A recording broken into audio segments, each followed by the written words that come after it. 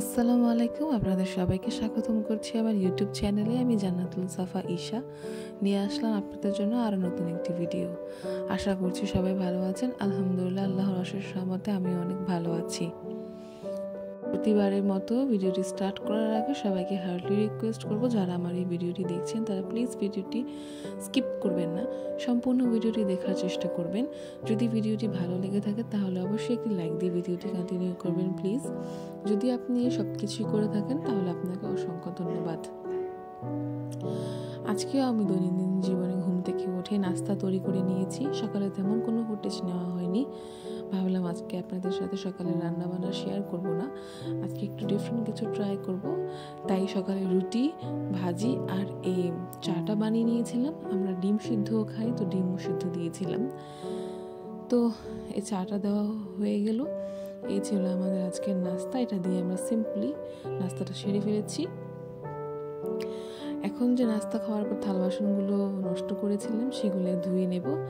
ধোয়ার পর এখন যেহেতু আমার শাশুড়ি রান্না বান্না শুরু করবে, তাই আমি এখানে ডালটা ধুয়ে বসিয়ে দিলাম চুলায়। ডালটাকে বসিয়ে দিয়ে যেগুলো ধুয়ে রেখেছিলাম গ্লাসগুলো, এগুলো এখন টেবিলে রেখে আসবো, কারণ সবাই এগুলি দিয়ে পানি খাবে। তো আমি টেবিলে রেখে দিলাম। টেবিলটাও গুছিয়ে দিয়েছি অফ ক্যামেরায় আর অনেক কাজই করেছি, সেগুলো ক্লিপ নিতে আমার আসলে মনে ছিল না। আপনাদেরকে এটার জন্য অসংখ্য দুঃখ প্রকাশ করছি, কোনো ক্লিপ নেওয়া হয়নি, মাঝে আমি ভুলে গিয়েছিলাম। এই তো ডালটা আমার সম্ভবত চেষ্টা করে এরকম সব কিছুই দিয়ে একবারে বসাই, তাহলে দ্রুত হয় আর কি।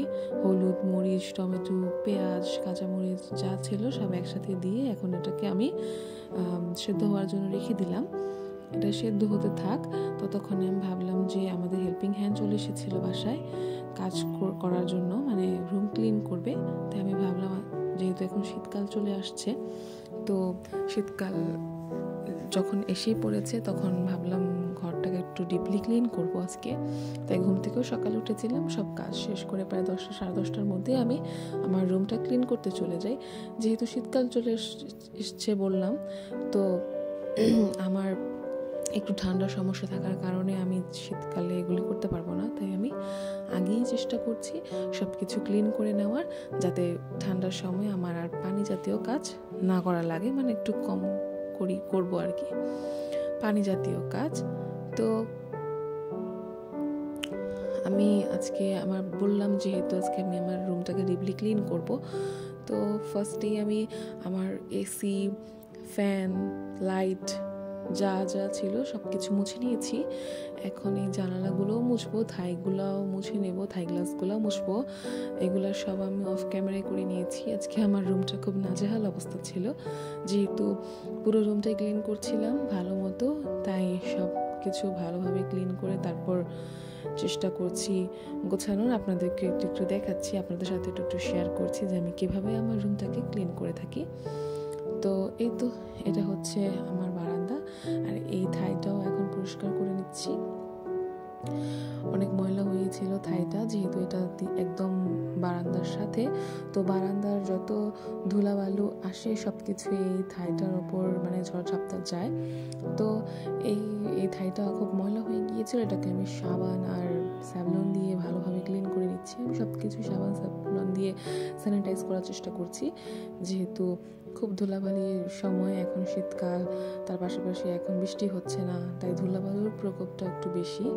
এই ফুলদানিটা বলতে পারেন আমার খুব পছন্দের ছিল, আমি অনেক ঝগড়াঝাটি করে কিনেছিলাম। আমার হাজব্যান্ড তখন আমাকে এটা কিনে দিতে চায়নি, আমি অনেক কান্নাকাটি করে এটা কিনেছিলাম সেই সময়। এটাকে আমি আমার রুমের এক সাইডে ডেকোর করে থাকি। আমার হাজব্যান্ড এই ফুলদানি বা ফুল টুল পছন্দ করে না, এক প্রকার খুব জিদ করে আমি রুমের মধ্যে এই ফ্লাওয়ারগুলো রেখেছি, কারণ আমার কাছে এগুলি ভালো লাগে, আমার কাছে রুম ডেকোরেশন করতে ভালো লাগে। তাই আমি ছোট ছোট জিনিস এনে রুমটাকে ডেকোর করেছি। তবে আমার খুব বেশি সুন্দর না লাগলেও আমার কাছে দেখতে ভালো লাগে, আমার স্যাটিসফাইড লাগে, তাই আর কি আমি এটা করে থাকি। দেখেন রুমটার কি অগোছালো অবস্থা। তো এখানে আমি একটু স্যাভলন আর তেল মিশিয়ে নিয়েছি, এটা দিয়ে আমি আমার ফার্নিচারগুলো ক্লিন করব। যেহেতু অনেক দিন বললাম যে মোছা হয় না, ময়লা হয়ে গিয়েছিল, তাই আমি একটা নিয়ে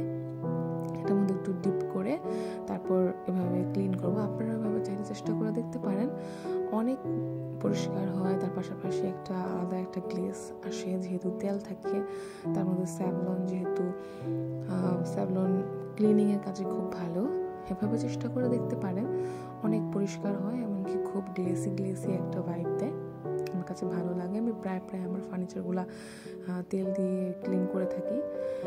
তবে আমার ফার্নিচারগুলো একদম পুরনো হয়নি, যেহেতু এগুলো পুরো নতুন, 1 বছর হয়েছে বানিয়েছি, তাই এখনও ততটা নষ্ট হয়নি। এখনও অনেকটা বার্নিশ আছে, এখনও গ্লেজ দেয়, কিন্তু ধুলাবালু থাকার কারণে আমি এভাবে তেল দিয়ে ক্লিন করি। আপনারা চাইলে ক্লিন করতে পারেন। দেখতেই পাচ্ছেন আমার বেডটা কতটা ক্লিন দেখাচ্ছে, একদম গ্লেজ দিচ্ছে, আলাদাই একটা গ্লেজ, যেটার সৌন্দর্য আসলে আমি আপনাদেরকে ক্যামেরায় দেখিয়ে বোঝাতে পারবো না যে কতটা গ্লেসি লাগছে। এই দেখেন, একটা ঘষা দেওয়ার পরই কতটা ক্লিন দেখাচ্ছে। এভাবে আপনারা চাইলে চেষ্টা করে দেখতে পারেন, আশা করছি আপনাদের কাছে ভালো লাগবে। একবার হলেও চেষ্টা করে দেখবেন, এভাবে তেল দিয়ে ক্লিন করবেন।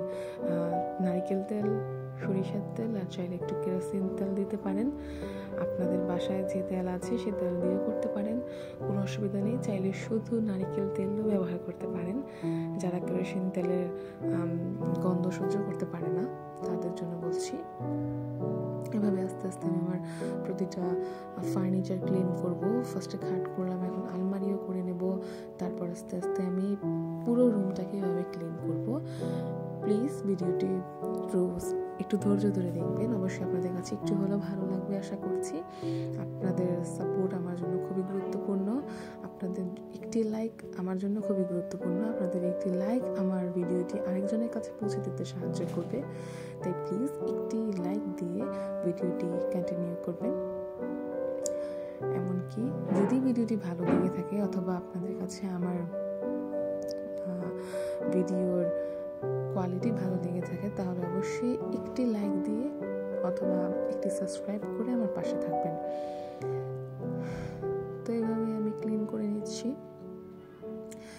এই তো এটা আমার সবচেয়ে ডিফিকাল্ট পার্ট, যেটা গুছাতে আমার অনেকটা সময় লেগে যায়। তবে অনেকক্ষণ যুদ্ধ করার পর আমার ড্রেসিং টেবিলটা ক্লিন করে নিয়েছি। এই তো আমার প্রিয় ফ্লাওয়ার বাস, অ্যান্ড এটা হচ্ছে আমার সব প্রিয় জিনিসপত্র। এখানে আমি আমার সাজগোজ করে থাকি, জায়গাটা আমার খুবই পছন্দের। এখানে আমার সব কসমেটিক্স আইটেম আমি রেখে থাকি, এগুলো দেখাচ্ছি না এখন, যেহেতু অনেক রোদ ছিল। এরকম রোদ কিন্তু সবসময় থাকবে না, এই রোদটা এই কয়দিনই থাকবে। কয়দিন পরে যখন একটু ঠান্ডা পড়ে যাবে তখন এই রোদটাও আর এত তেজ দিবে না, মানে সূর্য মামাও এত তেজ দিবে না, একটু তেজটা কমে যাবে আর কি। তখন কিন্তু কম্বল টম্বল শুকা দিলে আর তখন এত সুন্দর শুকাবে না। তাই আমি আমার শীতের কম্বল বের করেছিলাম, এখন শুকা দিয়ে দিচ্ছি, যেহেতু এটা আমি ব্যবহার করব, তাই যাতে কোনো আলাদা গন্ধ না থাকে বা স্মেল না পাই, তো শুকা দিয়ে দিচ্ছিলাম। এই কাজ শেষ করেই আমি এখন গোসল করতে চলে যাব। গোসল শেষে আমি দুপুরে খাওয়া দাওয়া করে একটু রেস্ট নিয়েছিলাম, শরীরটা খুব টায়ার্ড হয়ে গিয়েছিল, তাই আর কোনো ক্লিপ নেওয়া হয়নি। এটা ছিল সন্ধ্যার সময়, তখন আমি এই নাস্তাটা বানিয়েছিলাম, খুব টেস্টি হয়েছিল খেতে। তো আজকের ভিডিওটি ছিল এই পর্যন্তই। সম্পূর্ণ ভিডিওটি জুড়ে আমার পাশে থাকার জন্য অসংখ্য ধন্যবাদ। এভাবে আমার পাশে থাকবেন, সাপোর্ট করবেন, প্লিজ সাবস্ক্রাইব করে দেবেন আমার চ্যানেলটি। ধন্যবাদ সবাইকে, আল্লাহ হাফেজ, আসসালামু আলাইকুম।